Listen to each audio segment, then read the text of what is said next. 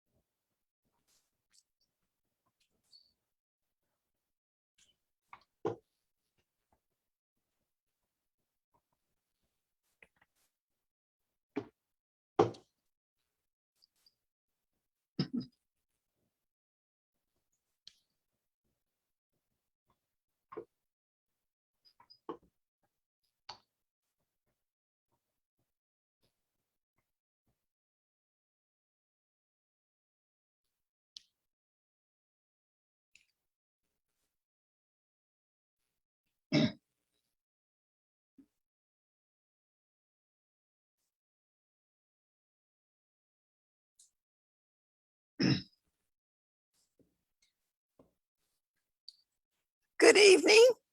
Welcome to the Tucson Amateur Astronomy Association First Friday meeting. We meet every first Friday of the month on Zoom at 6:30, and we're so glad to have you here. We have both members tonight who are attending via Zoom, and we have people on Facebook. And I want to let you know that during our presentations, we will ask that everyone stay muted. And when you have questions or comments, you may enter those in the chat, enter them in writing in Facebook, and we will pay attention to those, but we will probably hold them to the end of the presentation and cover them at the end. And we will make sure to address every question at the end, whether it's Facebook or whether it's through Zoom. So, so just be patient if you're not hearing your question yet. So tonight we have a couple of presentations, and we're going to ask that people who are attending via Zoom stay muted during those presentations, and also that if you have your video on, that's great. But if you're doing any kind of moving around a lot that might be distracting, then it might be helpful to turn your video off during that period of time. So tonight, our first presenter is David Levy. And David Levy, of course, has been acquainted with Tucson Amateur Astronomy Association for many years now and served as president at one point. And David just has this fantastic records of accomplishment in astronomy and has done thousands of presentations in astronomy and found a number of comets as well. So David, I think we're ready to start. If you are ready. I am ready. And thank you, May, and thanks for that wonderful introduction. As I look over the screen here, I recognize most of you and a lot of good friends. I know Todd is here. Tim Hunter is here. And there are many others, David Idavaya, who I've known over the years, and many others who I'm very, very happy that are here. On Facebook, I don't have a direct link to who's on Facebook, but I am told that our granddaughter Summer and her fiance Ethan are there, as well as our grandson Matthew and Sierra are there here. And I hope that you have a good connection and that you'll enjoy the evening. And I'm talking tonight about my two careers, rewards and challenges, and they both had rewards and they both had challenges. I gave a speech to my 6th grade class in the spring of 1960. Our teacher was Mr. Powder, and it was near the end of the term, and he wanted everybody to give a speech, and I didn't know what to do, what to give as a speech. But I remember reading in a child's book called The Big Book of Stars. There was a section called Heavenly Bodies with Tails. Sounded pretty good. And I thought I would take some notes on this and I would give that as a speech. And I said, comets, like planets, travel around the sun, but their orbits are so far away and the distances they travel so very long that we see them only once in a great many years. At the present time, that's 1960, we know of about 900 comets, and most can be seen only through a telescope. But the famous Halley's Comet is so big and bright that our early ancestors were frightened when they saw it. Comes into view every 76 years. You may have a chance to see this marvelous sight. That didn't bother me at the time. This was 1960. Halley was way out beyond the orbit of Uranus and wasn't going to come back until 1986. I didn't even know if I'd still be alive in 1986 or if we'd have a clear night by then. Anyway, I enjoyed the build up to it because now we are further beyond 1986 than we were back then when I was in the 6th grade. I was very nervous with that speech, and so nervous that I held my notes up like this. I held them so nobody could see how nervous I was. And except there were no notes. It was a blank sheet of paper. And so I held that up to me, hoping nobody would notice there was anything on it, or that I was so nervous and frightened. At the end of it, Mr. Powder said, "Good speech, Levy. I'd like to see your notes." One of the kids noticed it was a blank sheet of paper, and he said that. The whole class erupted in laughter, including Mr. Powder, and finally including me. And that really loosened the atmosphere, and it made things a lot easier and a lot more pleasant for the conversation that followed. About a month later, I was riding my bicycle to go to my class graduation from elementary school. At the time, graduating from elementary school was not really considered the epitome of one's career, as it is now. But it was still something to have fun with. And I got on my bike. I still have that bike, by the way. And I rode the bike down to the end of our street, down Sunnyside Avenue, made a left turn onto Victoria Avenue and another left onto a street called the Boulevard. Interesting name for a street. And as I'm making the turn, getting closer to the school, I could see the curb coming up. And I tried to move the bicycles to avoid the curb. And I met with abject failure there. And my bicycle hit the curb and stopped suddenly. I, however, did not stop suddenly. And I went sailing ever so graciously over my bicycle, landing on the curb and breaking my arm. Another boy saw that and he came, he said, "Are you okay?" And I said, "Yeah, I'm just going to get up. And if you could mind walking my bicycle, we'll go down to school together. I'll go to the nurse and I'll thank you very much." And he lifted up the bike. And as I got up, the pain in my right arm was so strong. I just sat back down again. I said, "I'm sorry, I can't do this." And he said, "What would you like me to do?" And I said, "Do you see over the next block, there's a policeman directing traffic?" He said, "Yeah." I said, "Could you get him for me?" And he went and got him. I think the cop must have flown down the block to me. They took me to the children's hospital and they put a nice big cast. It was an interesting story about that because the policeman who called my mom did so much to make her not get upset and worried about it. And, he kept on saying, "Oh, it's nothing. It's absolutely nothing. Just a scratch." I said, "Well, maybe you should take him home." I said, No, we're taking him to the hospital just for a checkup. But maybe I should wait till you bring him home then. "Oh, no, you should go down there and then you can pick him up there." And that's how I told Mom. And so Mom came in looking at me with the cast on and everything. And she was very upset. Meantime, the principal of the school called my father, and he didn't have any such qualms. He said, "Your son David has been seriously injured in a bicycle accident. He is resting at the children's hospital. I suggest you get there as quickly as possible." So Mom comes in looking depressed.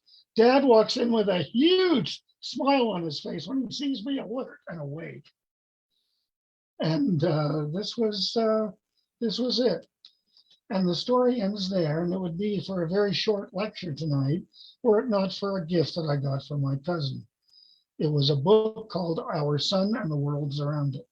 I still have that book. I read it once, I read it twice, I read it again and again and again and again.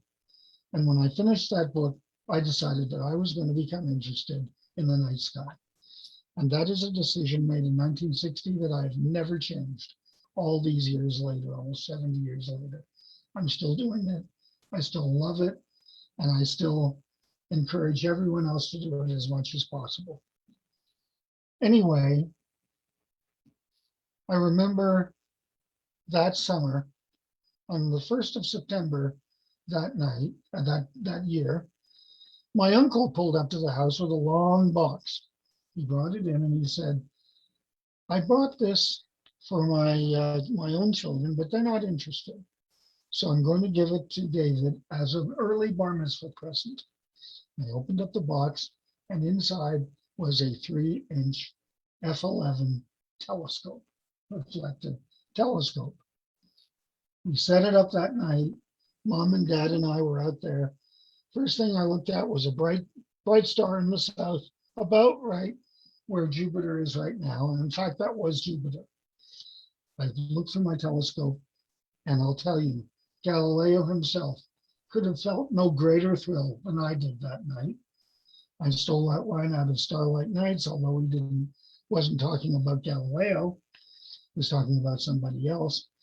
But anyway, I feel that in a way I had made that discovery myself of the 4 bright moons of Jupiter. And also there was some detail on the planet. I couldn't believe it. My first view through a telescope. And when children today, when I ask them, "Have you seen the moon yet?" "Oh yeah, I look at it online all the time." I said, "You're not answering my question. Have you seen the moon through a telescope? Have you gone to a telescope with an eyepiece and looked through it?" And it seems that a lot of the children today do not have that sense of adventure that our generation boasted, because I think things are made a little bit too easy for them.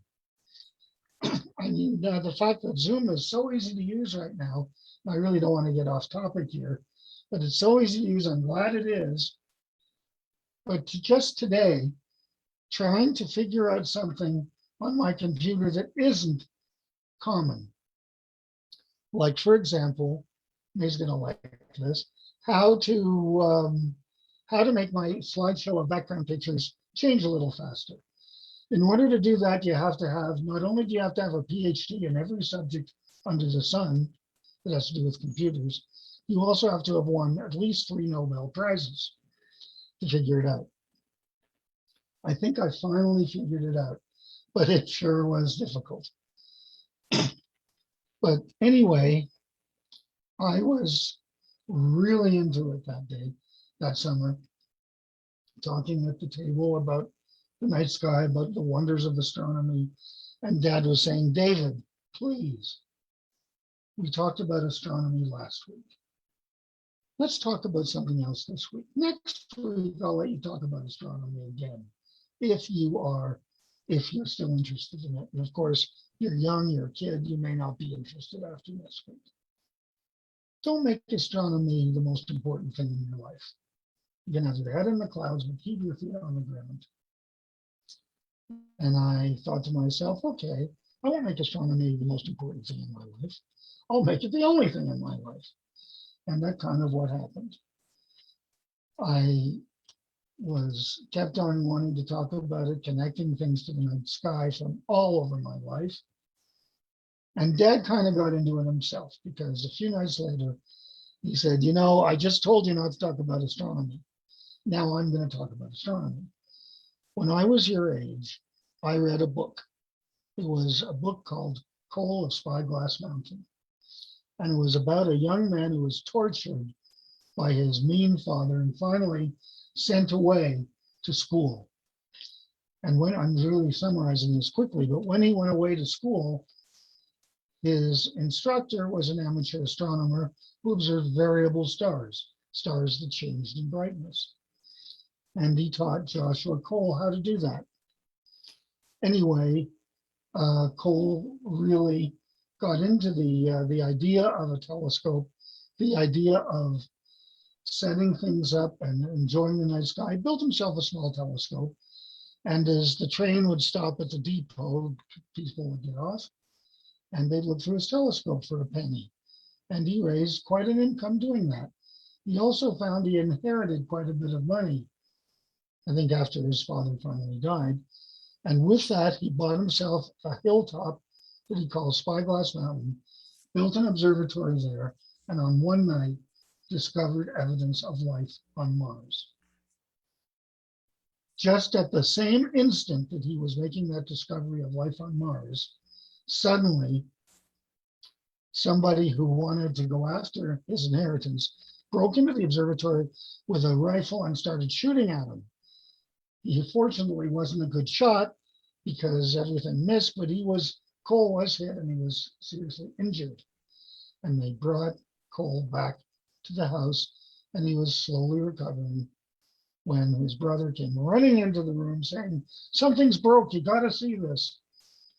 And then the headline, Daddy said, I have to review this headline. It is so important. He said, young American amateur astronomer beats the professionals, discovered evidence of life on Mars. Are we alone in the universe? And Dad said, we'll never forget the last words of that book. First to report discovery, Coal of Spyglass Mountain, famous in a night. He said, David, I love that book. It was a wonderful, wonderful story.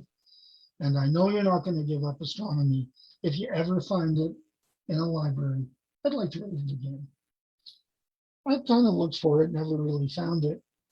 And then, did I make a mistake? No. I have Wendy here, and she's been instructed to, she has this large pot full of boiling oil. And if I make a mistake, she is going to come here with the pot and throw it over me. And so far, she says I haven't made a mistake bad enough to limit that. So I'm going to try not to. Anyway, we were, every now and then Dad would say, did you ever find Coal of Spyglass Mountain? And then as Daddy grew older, my interest in astronomy got more and more serious, if that was possible. And every now and then he'd still ask me. But as Dad got older, he began to forget things. He began to forget names, places, and on one dreadful day, he forgot that I was his son, as he was suffering the ravages of Alzheimer's disease. It was tough for him, very tough for our entire family, especially for Mom. And as we went through that, I got progressively closer to him. We would take long walks, and I discovered that Dad would remember things from his youth. So I said, "Can we go by your old home where you grew up?" And he would smile. He said, "I'd love to do that." There was one very special night when we were at dinner with family members, and everybody was talking, and Dad was looking around, couldn't understand a word of what anybody was saying, and he felt totally lost. I could tell by the look on his face that he really wished he were dead. He looked around, and I decided just to look at him, just to look at him and smile. He didn't say anything, and his eye went from person to person, talker to talker, until it lit on me. He saw my smile. I could feel his face relaxing into a smile of his own. And it was just, there was not a single word shared between us, but I'll never forget that moment. The other thing Dad never forgot was Cole of Spyglass Mountain. One day in Florida, I didn't even think he knew who I was, when suddenly he said, "Did you ever find Cole of Spyglass Mountain for me?" And I'd said, "No, I'm afraid I'd never been able to find it." And he laughed. He said, "Well, I'm so stupid. Now I couldn't read it anyway." And I said, "Dad, as long as I am your son, don't ever tell me that you're stupid, because you're not. Because if you are, then I inherited those genes. And maybe I did, but you are not stupid," which was very nice. My father died in 1985, just a few months after I discovered my first comet. Comets became a very special thing with me. That started in 1965. I was on my way to our French oral examination, and I knew that the instructor was going to ask us, en français, "What do you want to do as a career?" And I had to come up with something fast. I'm already walking down. And I had heard of the discovery by Akea and Seki of what became the Great Comet of 1965. And I suddenly, just like that, decided I want to search for comets. I'd like to discover a comet someday. How, I didn't know. What equipment I would use, I didn't know. Nothing like that did I know. When I got to the school, had the French orals, Mr. Hutchison asked me what do I want to do as a career, and I was so proud. I sat up straight in my chair, looked straight at him and the others, and I said, "Monsieur Hutchison, je veux découvrir une comète."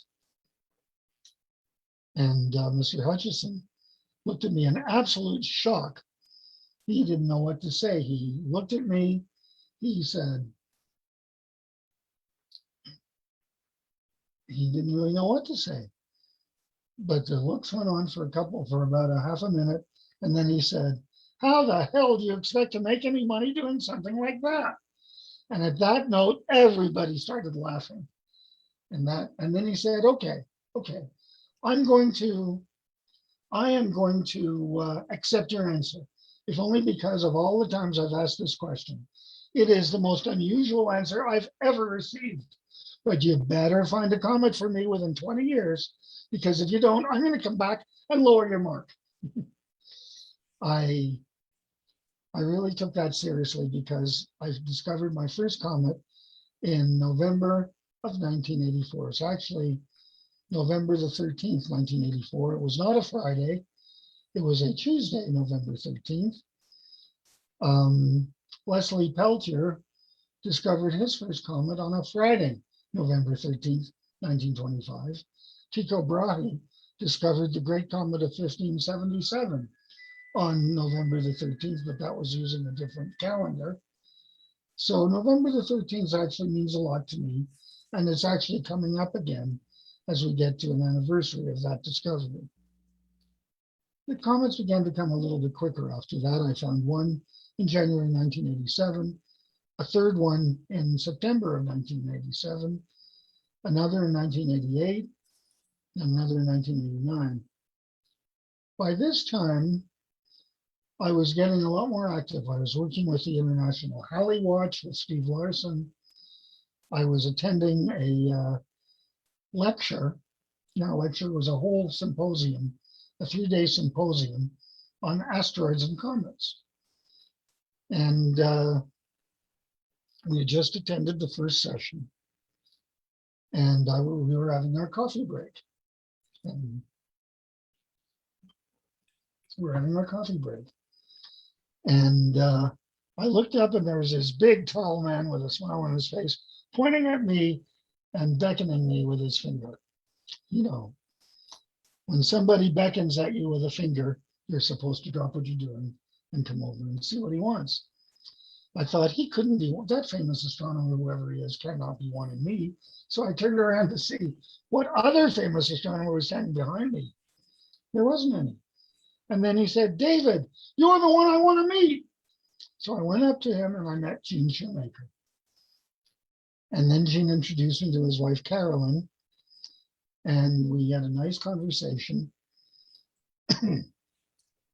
And we went a few months later observing with Steve Larson at Mount Bigelow at the Observatory at Mount Bigelow, the 61-inch. On the way down, I said, "Gene, Carolyn, I have something I'd like to ask you, and I really don't know how to say it." And Gene says, "David, the best way I would do is just to open your mouth and say it. The worst I can do is say no." So I said it. I said, "Gene, Carolyn, could I observe with you one time at Palomar?" And Gene looked at Carolyn, Carolyn looked at Gene, and Gene said, well, yeah, I'd love it if you would." We started observing together in the summer of 1989, shortly after I discovered my 5th comet. And that was one of the very special times of my life, the period working with Gene and Carolyn every month at Palomar.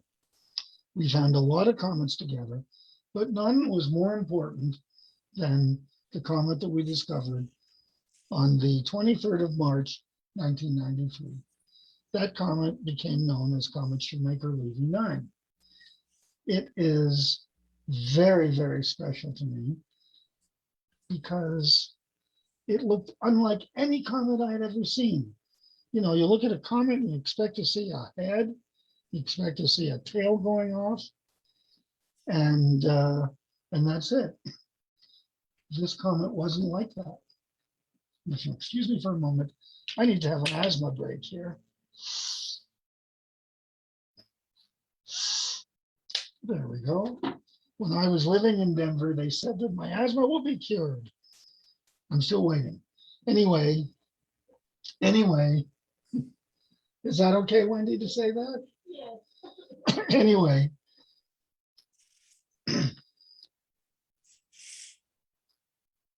this comet did not have a single head and a tail. It had, it looked like a long bar of cometary light with multiple tails streaming out from it and a dust lane going off on either side of the bar. And what called our attention to it was when Carolyn said, "I don't know what I've got, but it looks like a squashed comet." And whatever it was, I wanted to see a squashed comet. I'd never seen one before. Gene came and looked, and the look he gave me after he looked through the stereo microscope at this comet was unlike anything I had ever seen from him before. He was absolutely and totally puzzled. It was very difficult for him not knowing what it was. And so I took a look at it and I saw the multiple tails. We told Jim Scotty here in Tucson about a strange discovery we had made, but we needed confirmation and the sky was already clouded over, so we couldn't do it ourselves.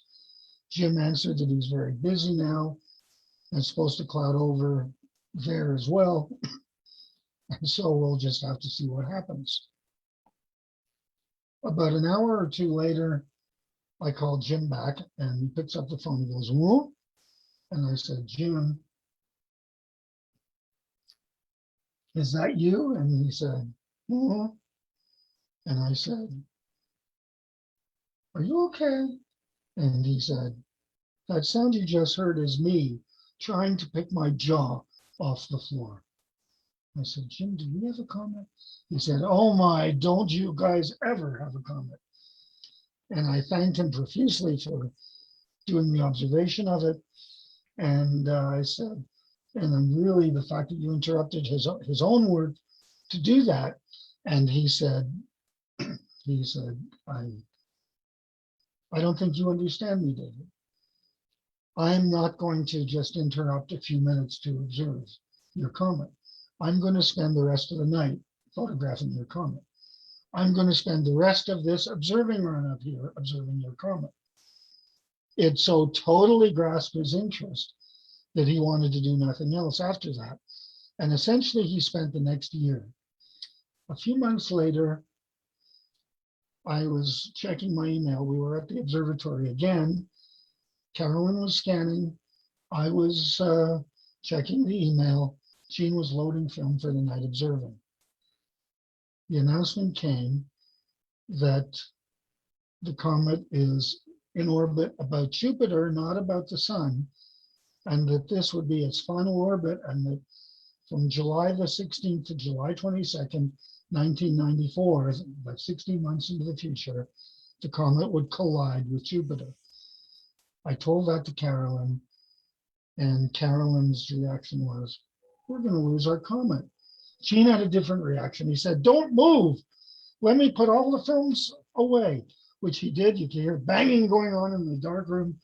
He opened the dark room, rushed out, looked at what I was reading, and he said, "I don't believe this. In my lifetime, we are going to witness a collision between a comet and a planet. I can't believe our good fortune." And we did. It was something like nothing ever before. We enjoyed the session. We were in Washington for the week of impacts. And I have to say that after that discovery and the reaction and the events that followed that discovery, that the discovery of Comet Shoemaker Levy 9 was the most important event of my life, but I would be lying if I said that. It is the second most important event in my life. The first most important event in my life was marrying Wendy. And that is no question, heads and shoulders above anything else. But in my career, my decision to start searching for comets in 1965, the discoveries of the 23 comets that I found over the years, has been by far what has given me a very happy and beneficial life so far. But there's another part of the story, and that is the way I got into astronomy. I wanted to become a professional astronomer, writing grant proposals and giving learned talks at scientific societies and doing all these wonderful things. But I didn't have the math. I went to McGill University and flunked out totally, flunked math, flunked physics, almost flunked everything else. McGill was kind enough to let me repeat the year, which I did. I flunked out again. And this was not looking too good. I really did not have a very good self-image, especially after the second flunk out. But somehow, by a miracle, I was admitted to Acadia University in Nova Scotia. And I went there, still hoping to get into astronomy by some backdoor to major in geology. And I remember our professor there, George Stevens, saying, "David, one day you need to meet Gene Shoemaker, because Gene is the person who founded a new discipline, the study of the geology of other planets, astrogeology." And I finally got to meet him, as I've already told you. But anyway, as I'm doing barely well enough to get through first year geology, I'm finding out that I'm doing extremely well in the arts. All the arts courses that I was taking at Acadia, English literature, I was doing really very well in. In the second year, I also did pretty badly in geology, although I passed it. But again, I was doing extremely well in literature. And we were studying all kinds of things, Hamlet, King Lear. And I have a book where I could open that book to where Gloucester says, "These late eclipses in the sun and moon pretend no good to us." And I even marked it down. I could see it, mark it down with my pen. And it totally went in one ear and out the other. I made no attempt to make the connection until after I got my degree from Acadia and I was observing meteors with the astronomy club I was a member of at the time and still am, the Montreal Center of the Royal Astronomical Society of Canada, where we were observing Lyrid meteors. It was a clear night. There weren't that many shooting stars, but there were some. And I found myself thinking, I wonder if anyone in the past enjoyed observing the Lyrid meteors as much as I'm enjoying them right now. And I was thinking about going into graduate studies in English literature, and then I thought, I wonder if any poets that I'm about to study also enjoyed looking at the night sky. The very next day, I made the trip to Kingston, Ontario, met my thesis advisor, and I said, I think I'd like to do a thesis on the subject of the night sky in English poetry. And he said, I'm so glad to hear you say that, because I have the poet for you. He introduced me to Gerard Manley Hopkins. And the poem, those of you who have taken Hopkins in high school or college know the guy is almost impossible to follow. His rhyme scheme is difficult, is hard to read. And the big joy of reading Hopkins is the fact that when we finally finished it, we could go on to another poet. Except for the poem he wrote about a comet, which he wrote when he was at Cambridge as a student, kind of like I was when I got interested in him. And it goes like this, and I'd like to have the honor of sharing it with you now. I am like a slip of comet, scarce worth discovery, in some corner seen bridging the slender difference of two stars, come out of space, or suddenly engendered by heavy stars, for no one knows.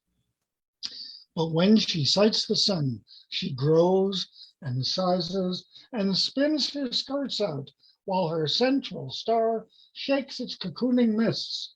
And so she comes to fields of light. Millions of traveling rays pierce her. She hangs upon the flame-cased sun and sucks the light as full as Gideon's fleece. But then her tether calls her. She falls off, and as she dwindles, sheds her smock of gold amidst the sistering planets, and then goes out into the cavernous dark. So I go out, my little suite is done. I have drawn heat from this contagious sun, to not ungentle death, now forth I run. Some of you may have noticed that I read this from memory, and that is true. I just love that poem. I loved it so much that I decided to find out what comet he was writing about. And I thought it was the comet of 1861, de Butte's comet, which I later found out Tennyson actually observed from a parking lot, or not parking lot, or from a street somewhere in a public square. I didn't know at the time that Tennyson was an amateur astronomer with his own telescope, his own refractor that he enjoyed using whenever possible. I didn't know at the time that Shakespeare, in the age before the telescope, went outside with his dad to look at the great supernova of 1572. He did not know that that was a supernova, but he did know that it was a stellar nova, a new star, and that was good enough for him. He probably observed the great comet of 1577, Tycho Brahe's comet. But Hopkins took notes about the stars he saw. You could read about them. Did you know that Hopkins wrote a letter to Nature, the journal Nature? And yes, Nature was publishing in 1883. It was about the sunsets caused by the volcanic eruption in Indonesia in 1882 and 1883. 1883 mostly, and remarkable sunsets. Imagine an English poet who got to write a letter, an article in Nature journal. It's something that I always wanted to do, but I hated the opportunity when I finally was given to me to do. But that was to write an obituary for Carolyn Shoemaker. May she rest in peace. She died in August, and Nature asked me to write the obituary for her, which I did. I think somewhere up there, Carolyn now, she might be talking with Gerard Manley Hopkins and maybe sharing stories about the night sky with him, and maybe Shakespeare as well. I often think that I noticed somebody just sent in the chat that you can actually get the poem about the comet. Thank you, whoever did that. I just feel so special about that. It means so much to me. So the way I finally got into astronomy, besides discovering a few comets, was through English literature. As far as I know, and I may be wrong here, so Wendy, please don't throw the boiling oil on me yet. I am the only person that got to be an astronomer through English literature. And it's one of the reasons that I like to quote every time I am at a meeting like this one. I like to quote, and how I'm now going to end my presentation with these two different careers, these divergent careers. They have both been very, very rewarding to me. There have been challenges. Someday I could tell you about the time that I was very nearly expelled from the Royal Astronomical Society of Canada, and how that unpleasant experience turned into something very pleasant when I became very good friends years later with the lady who had wanted to have me expelled. And it was very, very, it was very interesting and difficult when I was riding up Kit Peak with Brian Marsden one night, and on the way back he said, "When are you going to get your doctorate in English literature?" And I said, "Well, I don't want to do that. I'm done with English literature. I want to do the astronomy." And he said, "You should finish what you started." And my mom would say every now and then, "You should finish what you started." But every 5 years or so, this idea, get your PhD, finish what you started. And I'd get the idea, I'd stomp on the ground and snuff it out. 5 years later, it would come back. In 1998, it came back again. I told Wendy about it, and I said, "But don't worry, I'm going to stomp it out. Don't worry about it again for another 5 years." Wendy said, "Don't stomp so fast. You have some time now. Maybe now is the time that you should consider getting your degree and finishing what you started. I agree with your mom. I think you should." And I contacted the only university I really wanted to study in, and that was the Hebrew University in Jerusalem. And I like to think that this office here is kind of the Jarnak Observatory extension or campus of the Hebrew University, because I did virtually all my research here on the web, going to visit libraries, going through the somewhat extensive library that we have, and finally discovering Shakespeare's love of the night sky. The most important thing did really not come from my thesis supervisor, but from Wendy, who gave me a couple of assignments to read all of Shakespeare's canon and simply take note of all the astronomical references. There aren't any, Wendy. I found 200 plus astronomical references, anything from comets that I've quoted to you, the planets, astrology, eclipses, all kinds of things in astronomy that I really love to do. And as we now get to the point where I should be quiet and allow questions, where I'm always liking to end my presentations with a quote, and I'd like to invite Wendy to come up with me now and to do our final quote together. It is from Ralph Hudson, and it is the end of one of his longest poems, and it goes like this. I stood and stared. The sky was lit. The sky was stars all over it. I stood, I knew not why. Without a wish, without a will, I stood upon that silent hill and stared into the sky until my eyes were blind with stars, and still I stared into the sky. Thank you all very much.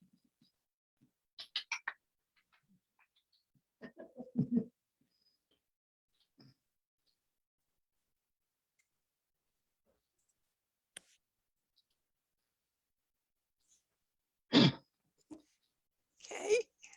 Thank you so much, David. I don't have any questions in the chat right now, but people may be thinking of some. And Terry, I didn't introduce Terry before, but Terry Lappin is our technology person tonight, and she's handling it all by herself, which we often have two people doing technology for this. So we're grateful to have Terry. But if Terry would check with Facebook and see if we have questions from there, that would be great. Well, We I have- see one right here, May. Okay. It's from Shravan to everyone. What has changed today when it comes to finding comets as compared to my time? And the answer is everything. When I started searching for comets, it was still possible, thanks Terry, but it was still possible to discover comets visually. It still is, and probably always will be to a certain point. But when I started, about half of the comets were discovered visually. And there was still a reasonable shot for a visual observer to discover a comet. And there still was a shot when I found my first one in 1984. But all of the photographic searches and now the CCD and electronic searches that are taking place find the comets so much earlier and when they're so much fainter that it is virtually impossible for a visual observer to discover a comet. A few are still finding one. In 2002, IKEA found one. I found one in 2006, a very rapidly revolving periodic comet, goes around every 5 years or so. And there are others as well. And Don Mockles, I think, has found two in this age of CCD discoveries. But would I recommend that you start searching for comets now? No, I would not, simply because the chances of discovering a comet visually are so slim right now, it's virtually impossible. Am I still searching for comets visually? Yes. The reason I am is that I enjoy it so much. I really enjoy the work, and I really enjoy the fun of looking for a telescope. I had an 8-inch when I started in 1965. I still have that 8-inch telescope, and I still use it from time to time. I have a 16-inch called Miranda. The 8-inch is called Pegasus. Miranda is the telescope I've discovered all but one of my visual discoveries with. Pegasus, the 8-inch, I found one with. But the telescope I'm using mostly now is Eureka, which is a 12-inch telescope that I got from Explore Scientific. And that is right now the best, sharpest telescope on the lot. And so I do a lot of searching for comets, probably do a little tonight, in fact. Are there any other questions? I know we're going to have breakout rooms later, so we can have more informal discussions, but here we have a question. Vanessa, were you ever able to tell your French teacher that you did indeed discover a comet? Oh, I wish. How I wish I could have been in touch with Mr. Hutchison to tell him, to thank him for the encouragement that I actually did discover one. I'm sure he was alive in 1984 when I found my first comet. I'm pretty sure he is not now, as he is well over 100 years old. And Nanette is asking, what is your second favorite comet or other discovery? I think that's a good question. Thanks, Nanette. I think that my second favorite is the one I found in 2006. I was getting ready to have some surgery then, and the surgery was being put off and put off. And I finally asked Wendy if I could go out and search for comets, and she grudgingly said yes. The morning of Yom Kippur, I went outside and discovered that comet. And you know, when you go outside, you do your observing and you go in and you go back to sleep. Not that morning. And I went and I called a friend of mine and we talked about it. Then I went into the bedroom and Wendy said, you found a comet, didn't you? And I said, yeah, I think so. And it was confirmed later that day by someone in England who actually was able to see it. He said he was looking for something a lot fainter, and suddenly this fairly bright thing just appeared in his camera. And that was really pretty exciting for him. I believe he was then the president of the British Astronomical Association. But anyway, that was a really exciting thing. And I think that was the second most exciting comet discovery I've made. But in a way, all of them are exciting in their own way. Each one has a story. And I'm not going to bore you with the stories of each one of them right now. Good question, thanks.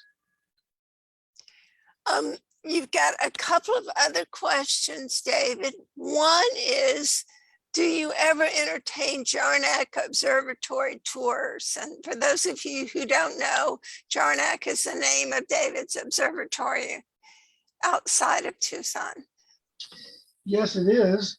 We used to give tours when we were younger, but now with the pandemic, we don't. But we could probably be persuaded to again someday. And incidentally, Jarnak is not an acronym. Most of these observatories or telescopes in space and other things are using acronyms as their names. If we had to put an acronym onto Jarnak, it would be join a really neat astronomy club. But we don't. Jarnak was actually the name of the cottage my grandfather had north of Montreal in Jarnak, Quebec. And I've taken that name for the observatory. Thank you. Good question.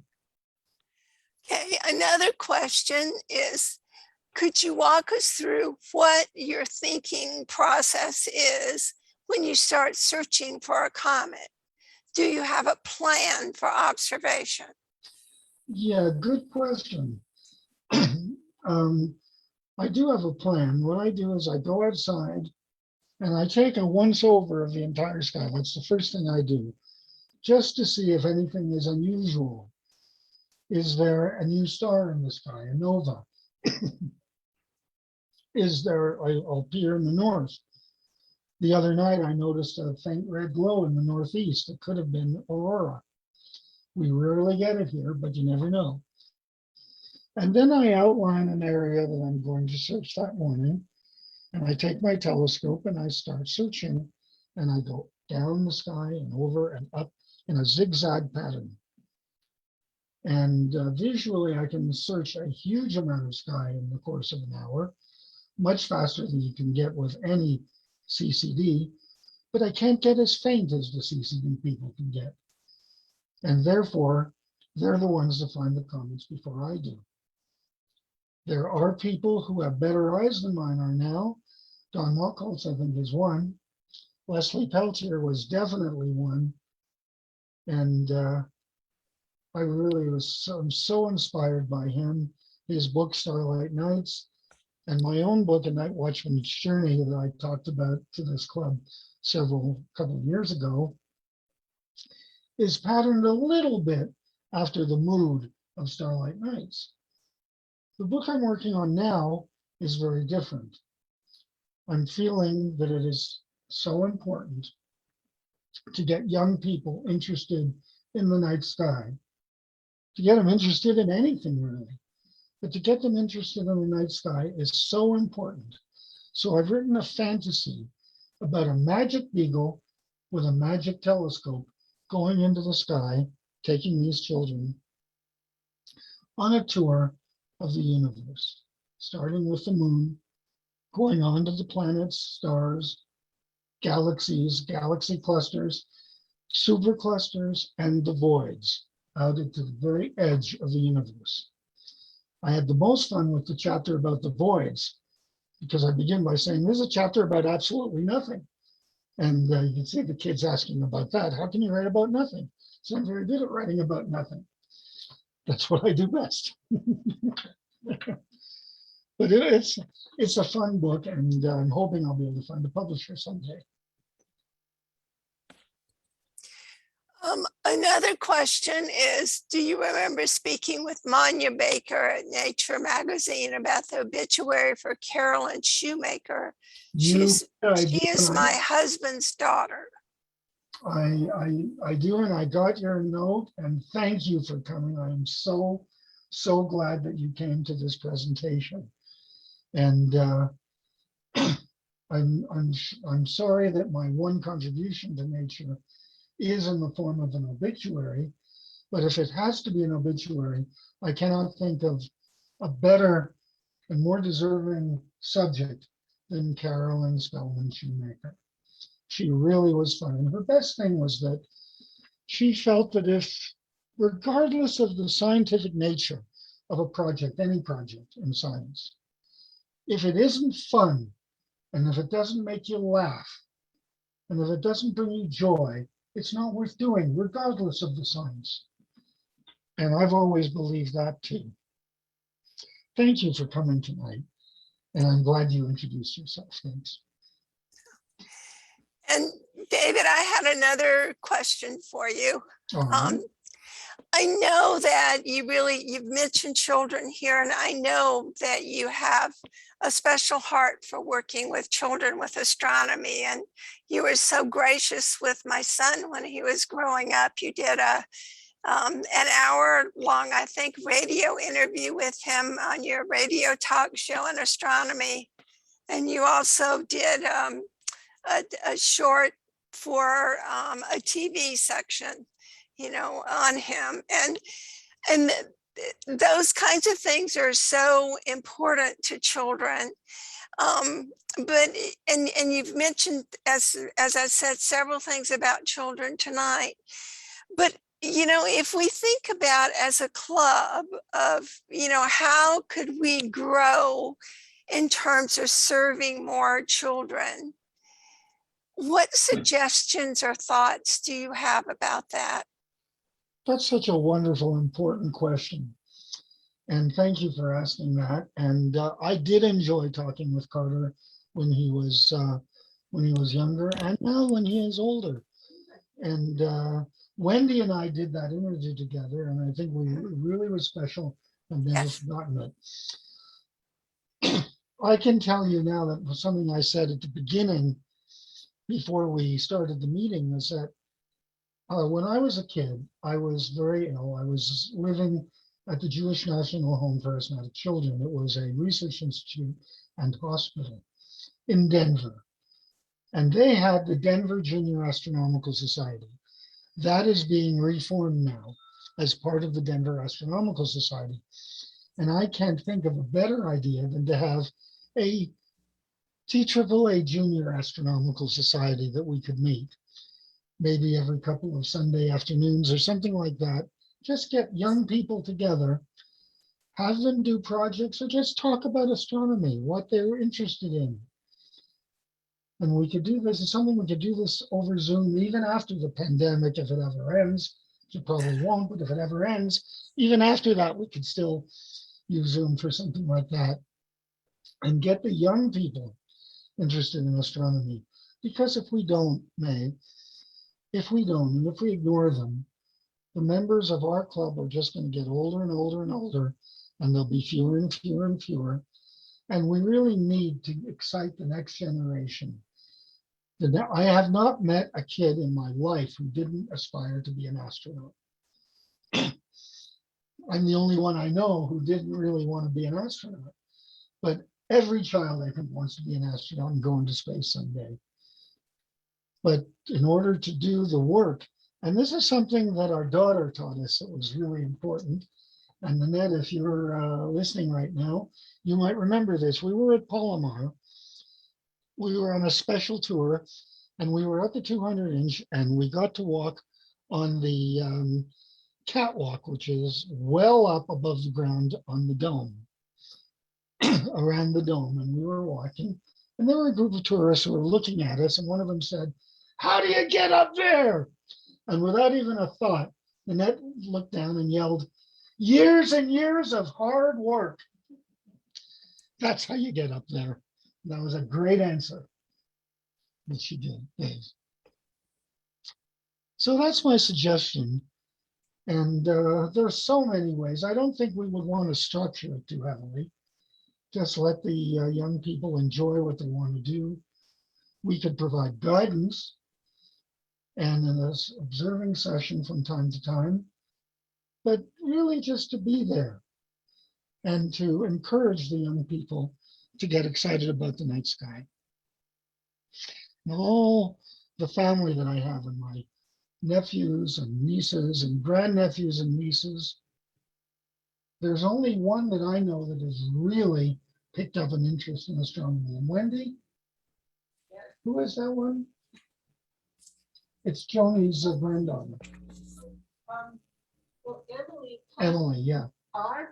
Matthew's taking a class in astronomy. And right Matthew, now. our grandson's taking a class in So astronomy. our family is really getting into this. You're the family business. Yeah, that's what our son-in-law said. Well, it is a family business, so we got to follow it. So. Well, and ideas like that are really helpful because I know a lot of school systems still today, don't feel that they have the resources to offer astronomy courses or astronomy units or, things that address this interest area for children. So You're absolutely right. Except I'll have an answer to that. It's not to be taken personally, but in my mind, resources, schmesources. You don't need them. You just need a little bit of excitement. You need occasionally to get the kids out after dark and look up at the night sky and point out a few stars. We do that every month at the local school here at the Corona Foothills Middle School. We have a number of members of TAAA are with us, and Peter, when he comes visiting here in the wintertime, joins that. We have a telescope set up and we show them things. And again, we want them just to get a taste of the night sky, just a taste of it. I've often found when I think about politics and what's happening in the United States these days, that they need to change the Constitution. If you want to be a representative in the House of Representatives, you need to have identified the 88 constellations. If you want to be a senator, you need to have studied variable stars. And if you want to be president of the United States, you have to have discovered at least 2 comets, not one because one could be an accident, at least 2 comets. Then you can run for president of the United States. So then you would be qualified to run for president for sure. Oh, please, please, no. No, I wasn't born in the United States. Jefferson was very smart about that. Okay. I was born in Canada. And as far as I know, Canada is not, at the moment, a part of the United States. Okay. Okay. So thank you so much, David. We appreciate all of your thoughts tonight. Thank you. And thanks for inviting me to share them. Of course. And so now we have another presentation of kind of a different nature here. And Bob Reynolds is going to cover some things about TAAA. And then after Bob's presentation, we will do breakout rooms. So breakout rooms are on the agenda, but we will cover Bob's presentation first. And I think, Bob, maybe you were going to do screen sharing. I'm not sure. Yes, I am. Let me get going there on that. And let's hope the technology comes together appropriately here. Okay. And now they can see my screen, it says, and hopefully everybody can see the screen now. Everybody there? Yes. All right. Helps to That's start on the good. right slide. All right. I'll start in and just introduce myself. I'm Bob Reynolds, and I joined the club about 4 years ago. And I remember the day that John Kalis and I stood in front of the bathrooms at CAC, surveyed the distant sky, and all looked around us, and we said, my God, just look at all the potential here in terms of the astronomy that could happen. And along the road, a lot of things have happened. One of them is the Gateway to the Galaxy, which has been an initiative to expand the remit of TAAA to really embellish and grow its educational potential, and which I think is a good follow-on from where we just were discussing with David. And so I just wanted to walk everybody through, especially those on Facebook and those who may not have ever been to CAC, a little bit about the facility. And my apologies to those of you sitting out at CAC in the warm room. You've seen it all before, but bear with me. Basically, the CAC is the Chiricahua Astronomy Complex, and it's about an hour and a half to 2 hours, basically southeast of Tucson. And often looking in this photograph at the bottom here, thanks to Ed Foley and his drone, which does great work, you can see the Chiricahua Range there off to the east. It's a beautiful remote site. And this is all a legacy of 4 individuals who, and a board and a club that really decided they wanted to have a dark sky site. And back about 15 years ago, found this piece of land out in this remote area and proceeded to put together a master plan. And here we have the CAC as of today. And I'll talk a little bit about some of the facilities and some of the activity there. Basically, the plan for the CAC is that the 4 original founders purchased basically the 40-acre plot. They each got a 6-acre plot around the center, and then they generously donated the center 16 acres, which has now been developed into the Chiricahua Astronomy Complex. And just real briefly for orientation, this is north up here. You enter the complex, there's RV parking down here. There's public pads that you can use here by just driving in and setting up your equipment. There are member pads here. People have paid, to have more exclusive use of member pads in this area. There's the observatory here with some telescopes that I'll show in a picture in a second. We've got a picnic area, a bathroom. This area over on the east side, northeast side, is really our focus of our attention. This is the new Learning Center complex, inclusive of a Learning Center pad, which I'll show some pictures of later. It will be accessed through a road here with plenty of parking. I'll also just point out what we call the racetrack down here. And no, this isn't a racetrack for horses, vehicles, or errant youth. This is where our member observatories are going to be. And I'll just give it a plug here real quick and say, if you're interested in having your own roll-off roof observatory, or if you're interested in having your own Dob pad for a large Dob, we are nearing the end of our period of expression of interest.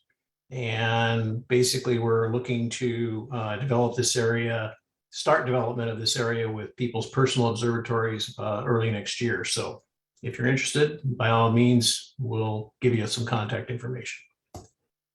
The early phases of the facility out there included the Wally Rogers Observatory here and here, which had a 14-inch Celestron C14.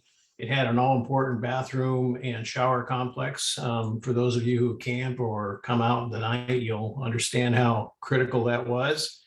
And then there is the Ramada area, and I will only say that my first impression of the Ramada was that it could withstand a nuclear blast and probably still be standing thanks to the requirements of the Cochise County Permit Department.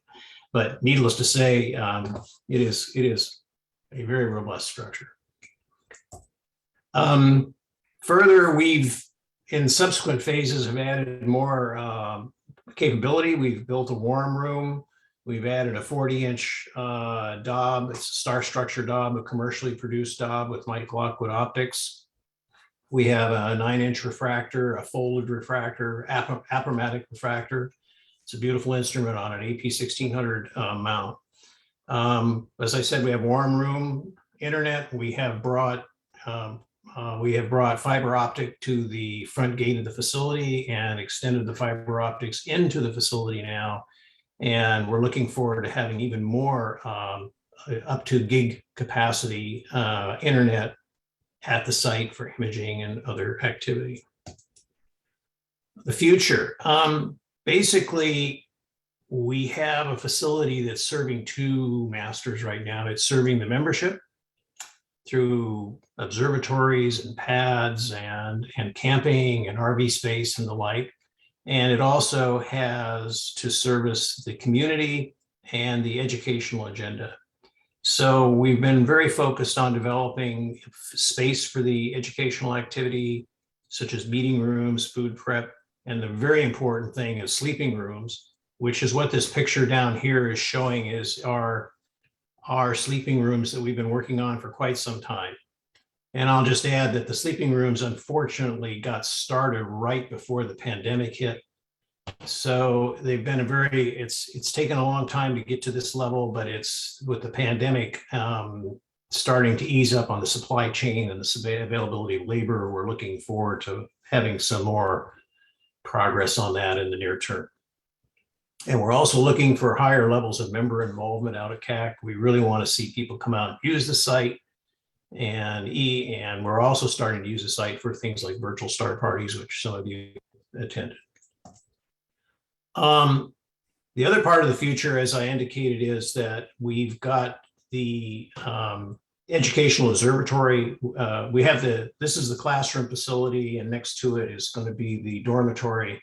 And out here is going to be a set of telescopes used for education, where basically kids can come and play with the gear and have their first visual experiences and see Jupiter for the first time or see Saturn for the first time. The whole idea here is to create those experiences like many of us had, which just imprinted us on the excitement of astronomy. So we're going to have multiple telescopes. We're also going to try and give people exposure to some imaging as well. We'll have a classroom, which will be fully equipped, hopefully, if we get the necessary funds to do it. And we'll have the all-important sleeping rooms. We have realized for a long time that one of the key things we needed out there was sleeping rooms, and we are very, very intent and eager to get these buildings completed such that we have the ability for people to be more comfortable on site and sleep on site without having the need to camp or have an RV. How can you help? Here comes the pitch. Basically, we need help in designing and delivering youth education programs. I found the last conversation that you guys were having with David very enlightening, because we do need, we really want to engage the public school system and any kind of youth organizations and or kids that would benefit or from the exposure to astronomy. So if anybody is interested in helping us with that, we're definitely just come say hi to any of us and I'm sure we'll welcome you. Likewise, if anybody out there is an interior designer or has especially commercial interior design experience, in other words, you've ever had to design an interior, commercial, residential, or otherwise, and, you know, get it fixed, get it furnished and so forth, and you'd like to help us with our buildings, we certainly could use the help. Likewise, internet delivery and design and installation. We have the fiber right there, but the technology is evolving very quickly. And, you know, like they say, the last few feet of anything, of any utility delivery is the tough part. Well, in internet, it's the last few feet. And anybody who can help us do some do setups or manage our internet out there would be also greatly appreciated. Of course, there's always money. Money is one of the big issues. The Gateway to the Galaxy capital campaign had a goal of $450,000. And we've raised about 338 of that, which is impressive. And we've had some outstanding contributions from a foundation and many individuals. When the pandemic hit, basically our funding activity went very quiet. And so what we're trying to do is trying to restart the capital campaign, in particular to raise some money to pay the current contractor that's out there when he finishes up his work. So we're looking for about $112,000 now total, and of which about 35 of it is a kind of a more pressing need. Once again, any donations to TAAA for these activities would be tax deductible. And likewise, if you can't perhaps help us with cash, if you have contacts at any foundation or other organizations that are, you know, donating into this kind of this space, we'd love to have your contacts, or if you could help us make those contacts. And for those of you who are still employed, I know my employer, at least one of my employers, used to, for a while, would double, you know, match or double the donations to charitable organizations. So if your company has any of those kinds of things, you know, we'd be very happy if you took advantage of them. We do have some opportunities here. We have some naming opportunities. We have too many to list here, but this is sort of the highlights. There's buildings, there's the camping area, there's sleeping rooms. We have 10 sleeping rooms. We could get your name on one of those. We have telescope enclosures. We have 4 different telescopes out there on the student pad. And, you know, I may take one of the restrooms. I've always thought of having a John named after me, you know, so it's John, you know, I may sign up for one of those. I don't know. But yeah, it's not often that you get a bathroom named after you, but we got that for you. And then there's a donor plaque as well, which we're going to honor all the folks who have made any of those contributions to the facility. So we'd love to, you know, fit into your charitable gift giving plans if we can. And we do have a need, and we have a mission, and we'd love to be a part of it. How do you contribute? Just go to our website, click on this picture, and it'll take you through. You can make contributions online on a credit card, or if you're making more sizable contributions or want to discuss naming opportunities, you can make contact with us through that. And we'd love to hear from you. And I guess at this point, I'll turn it over to the group. Bob, could I address a question about the giving opportunities? Because typically through our website, if people donate money through that, then a certain percentage of that money goes to the companies that operate those computers systems for the deductions. But if people mail in the donation, then we don't have that deducted from that donation. Is that going to be true in this case as well? Yes, as any we would always prefer any contributions by a check that's mailed to us, because we don't pay any fees. But on the other hand, if convenience is important to you, we do have the option of being able to use a credit card. It's just that we lose like 3 to 5% of it to the outfit that provides us the credit card access. So do we have other questions or comments for Bob? May, this is Tim Hunter. I'm wondering, we could put on our website, I was going to type this, but it's easier to say, when I've given to some organizations, they'll say, can we add another $1.50 to cover our costs? So if you're making a $100 donation, you give them $102.50, and that covers a credit card cost. And can we put that on our website? Because I think mailing in checks is really, yeah, we get the full amount, but it's kind of primitive. It's better to go through the website, but then the cost ought to be calculable, and we ought to be able to put that on and ask people they're willing to donate the cost in addition to the principal. We could do that. That is definitely an idea, for sure. It's just like PayPal or anything, a lot of people on PayPal will ask, if you're going to pay with a vendor payment option, that they ask you to add the 3%. But we could do the same thing. I think that'd be certainly it would be a complimentary to any other way of getting the money. Yeah. And I wanted to ask Bob also, do you have a rough idea what the buy-in cost would be for one of those remote sites? The member observatories are going, depending on what size observatory one selects, they're going to be between $15,000 and $30,000. But that buys you a 10-year lease. So basically, you would give us $15,000 to $30,000. We'd build you an observatory, and you'd have it lease free for 10 years.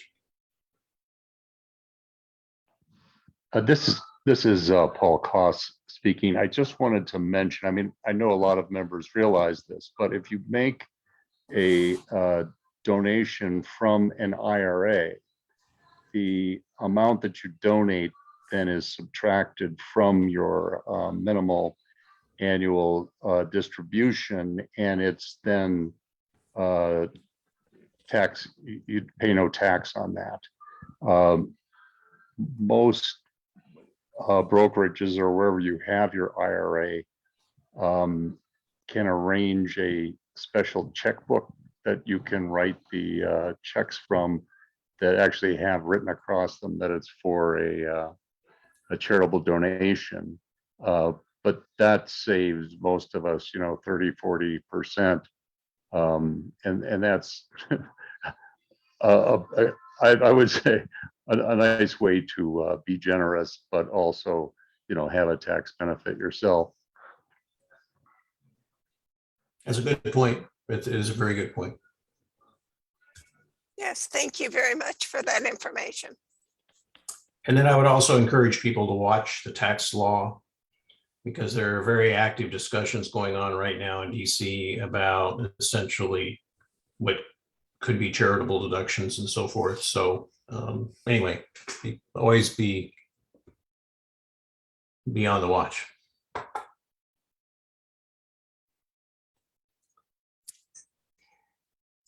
Other questions or comments for Bob? Let's see what's in the chat. There's no questions on Facebook. Okay, there's a question, Bob. How about, from Peter, how about seeking partnerships with other clubs from geographic areas that are not so blessed with clear skies? That's an interesting idea. And there have been, I think, preceding my arrival in the club, there have been discussions about that off and on. And certainly Mike's suggestion would be, if other clubs are interested in such opportunities, we should probably have some conversations. That would be my suggestion.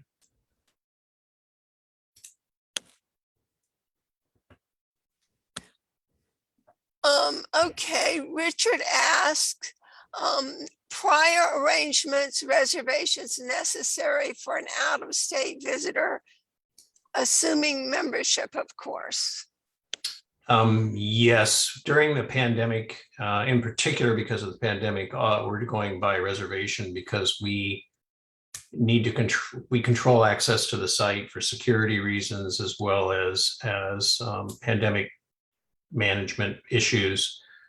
But it's very easy if you want to make a reservation, just get to the website and make a contact with us, and we'll put you in touch with the CAC site manager who will handle the reservations for you.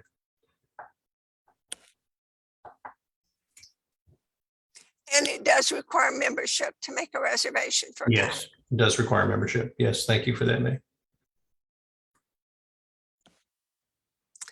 Okay, any other questions or comments? Well, Bob, thank you so much for this and for all of the work that people are doing down at CAC. I mean, it's just grown and grown, and it keeps becoming a more and more beautiful site and offering more and more to people. And it really is exciting too, to get to a point that both we have some sleeping rooms and that hopefully then we can really spearhead some new educational programs down there that we've wanted to do for a while, but we needed more facilities to be able to do them. So thank you. So Terry, I think you're, on board here, and it's probably time for you to handle the breakout room questions. Oh, and we need to say goodbye to Facebook as well. So which I think our Facebook people may have left. Have they left, Terry? Not yet. Not yet. Oh, well, Facebook, thank you so much for all of you for coming and joining us tonight. We're here every first Friday of the month. We love to have you join us. For this particular meeting, we have other meetings on our website that you can learn about, other activities that you can participate in. And we have various activities for children that are on our website. So we hope that you'll spend some time at the website looking around and getting to know us better. And if you would like to join, we would love to have you. And we'd also appreciate any donations for our programs as well. So thank you so much, and we hope to see you next month.